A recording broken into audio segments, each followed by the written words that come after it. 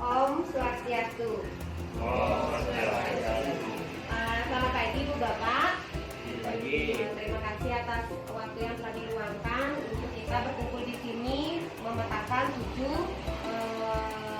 modal utama yang kita miliki di SDN 1 Singaparna Utara. Saya mohon bantuan Ibu Bapak semua untuk memetakan 7 modal yang kita miliki di sekolah. Saya mulai yang pertama, modal manusia. Nah, modal manusia ini berkaitan dengan pengetahuan, kecerdasan, dan keterampilan yang dimiliki setiap warga sekolah. Apa saja modal manusia yang kita miliki di Bapak? Ya, Mas. Guru, ya. Kita memiliki berapa guru? 10. Untuk pendidikannya sudah semua S1? Sudah. Ada lagi? Yang kedua, murid. Ya, yang kedua murid. Jumlah murid kita 140. Ya, ada lagi? Gedung. Belum, modal manusianya masih belum ada nggak? Tidak, itu saja. Ya. Misalnya lu pakai dua ya. Ya, kita pakai 2 saja dulu. Baik, kita lanjutkan yang kedua, modal sosial. Contoh-contoh yang termasuk dalam modal sosial antara lain asosiasi. Asosiasi adalah suatu kelompok yang ada di dalam komunitas masyarakat yang terdiri minimal dari 2 orang.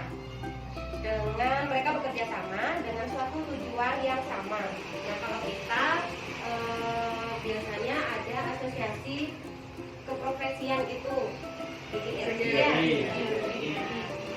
Yang pertama PGRI. IGI ya. Ya, Ibu Bapak kan ada yang tergabung dalam IGI ya. Kemudian yang di gugus kita gugus berapa? Ya, baik, untuk modal sosialnya kita punya PGRI, IGI, dan Gerakan Sukawati. Kita lanjutkan yang ketiga, modal politik. Modal politik ini berkaitan dengan kekuasaan dan kebijakan. Modal politik juga menjadi sebuah instrumen melalui sumber daya manusia yang dapat mempengaruhi kebijakan yang ada di sekolah. Ini paling kita yang kita pakai di sekolah. Apa itu Bapak? Komite sekolah. Oh iya, komite sekolah. Komite sekolah. Ketua komitenya siapa namanya? Ada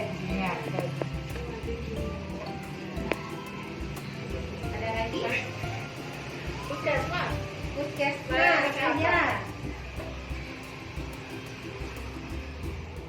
Dan kita sudah mendapat apa namanya penyuluhannya, kemudian vaksinasi imunisasi. Ada lagi? Naik keempat. Yang keempat, modal agama dan budaya. Termasuk kelembagaan atau tokoh-tokoh penting yang berperan langsung atau tidak langsung di dalamnya. Sangat penting kita mengetahui sejauh mana keberadaan ritual keagamaan dan kebudayaan yang ada di masyarakat berpengaruh pada sekolah kita. Apa contohnya Ibu Bapak modal agama? Oh iya, pesraman. Pesraman ini dilaksanakan setiap kapan? Hari Minggu. Setiap hari Minggu, seminggu sekali.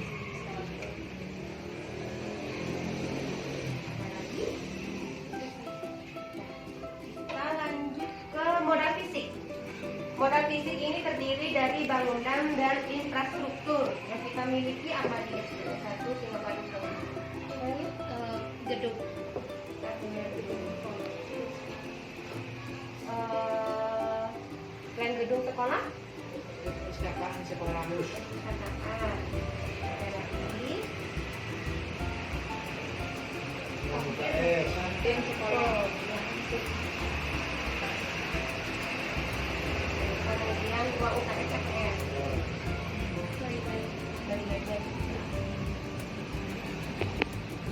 Baik, kita lanjutkan yang ke-6, modal lingkungan atau alam.